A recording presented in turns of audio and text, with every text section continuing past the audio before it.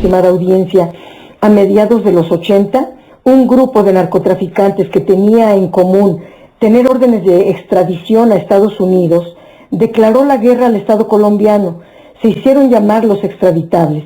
En estos días, en los medios se ha comenzado a usar esa expresión en referencia a 3 exfuncionarios públicos y un empresario pederasta, Lozoya, Duarte, Cerón y Nasif. Cada caso tiene sus particularidades, pero están unidos porque los delitos que presumiblemente cometieron tuvieron su origen en la descomposición de un régimen hecho para los abusos de poder sin límites y para la protección de los corruptos. La Fiscalía General de la República ha logrado romper el pacto de complicidad y silencio al iniciar el proceso de extradición de 3 exfuncionarios y un empresario textilero, es decir, separar a Peña Nieto de la investigación en el caso de agronitrogenados y otras decisiones que tomó el director de Pemex, y la extradición de Emilio Lozoya va a servir mucho para aclarar todos estos desfalcos. Por lo tanto, se tiene que llegar a fondo en estas investigaciones para, principalmente, lo que más nos interesa a nosotros es el resarcimiento del daño, sostuvo Dolores Padilla. Vivimos un momento inédito. Nos encontramos ante el mayor desmantelamiento de las redes de corrupción e impunidad que caracterizaron al régimen neoliberal y en específico a los 2 últimos sexenios. La Fiscalía General de la República ha logrado romper el pacto de complicidad y de silencio al iniciar un proceso de extradición de 3 exfuncionarios y un empresario textilero. Se trata del exdirector de Pemex, Emilio Lozoya, de Tomás Cerón, ex jefe de la Agencia de Investigación Criminal, del exgobernador César Duarte y del empresario Kamel Nasif Borge. Cada uno de estos casos tiene sus especificidades. Sin embargo, los 4 casos tuvieron su origen en un régimen hecho para los abusos del poder sin límites y gozaron de la impunidad transeccional. Los 4 personajes están siendo acusados, procesados y detenidos en otros países para hacer frente a los delitos cometidos aquí. Lo más importante a resaltar es el nuevo contexto político muy distinto al que imperaba cuando se cometieron tales delitos. Hoy el combate a la corrupción y a la impunidad es frontal, con decisión, con voluntad, con resultados concretos por parte del Gobierno de México, de la Fiscalía General de la República y del Poder Judicial. El caso Emilio Lozoya no puede pasar por alto que funcionarios públicos que recibieron sobornos de la empresa brasileña Odebrecht a cambio de contratos millonarios de obra pública. El esquema de corrupción está narrado en los documentos de la Corte Federal de Nueva York, ante la cual en diciembre de 2016 la firma brasileña reconoció haber pagado cuando menos $10.6 millones en sobornos a funcionarios mexicanos para ganar contratos de obra pública. Emilio Lozoya es el perfecto retrato de la inmoralidad y la corrupción de la élite política y económica del viejo régimen.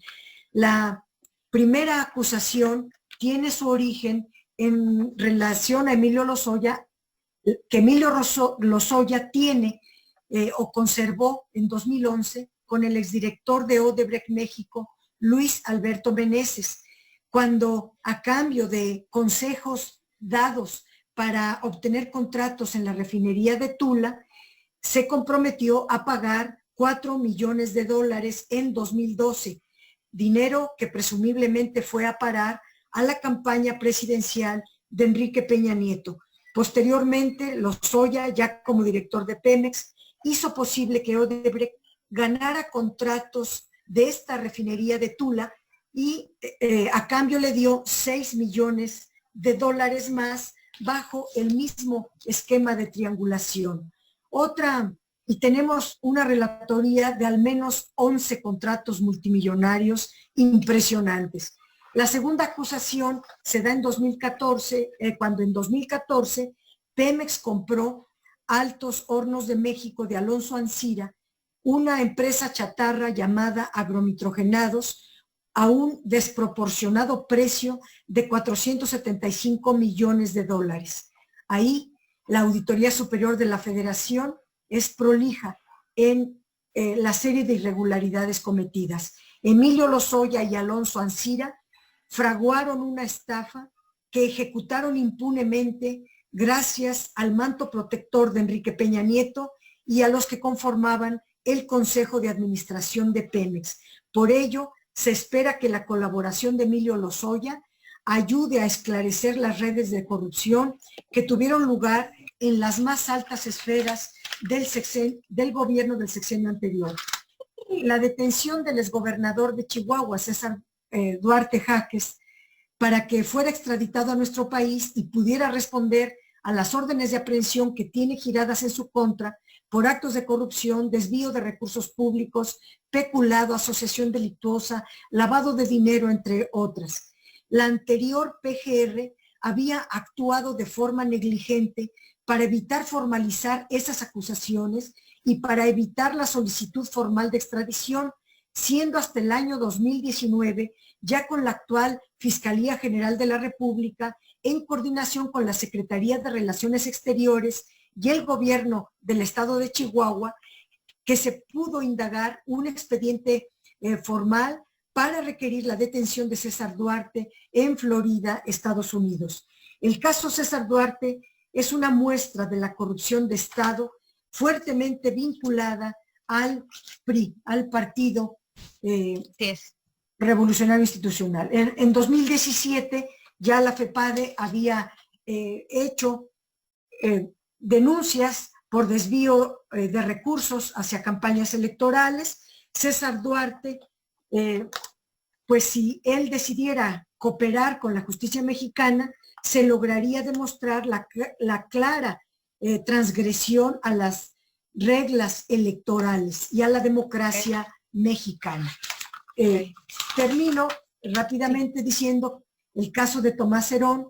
Él será recordado como uno de los artífices de la mentira más grande de la historia contemporánea de México. Se trata de la falsa verdad histórica impuesta por la PGR en 2015, con la que se pretendió acallar las exigencias de justicia y de verdad en el caso de la desaparición de los 43 normalistas de Ayotzinapa. No solo son los padres y madres de los 43 desaparecidos, es también la sociedad en su conjunto quien reclama una verdad verdadera, y los organismos internacionales, los expertos independientes, la Comisión de las Naciones Unidas, etcétera. Hoy sabemos con toda certeza que, y gracias a la Fiscalía General de la República y a la Fiscalía Especializada para el caso Ayotzinapa, que en el basurero de Cocula no hubo incineración, que los restos no fueron depositados en el río San Juan, y sabemos que Tomás Herón alteró las evidencias del caso y que incurrió en tortura para hacer cuadrar la mentira de la verdad histórica.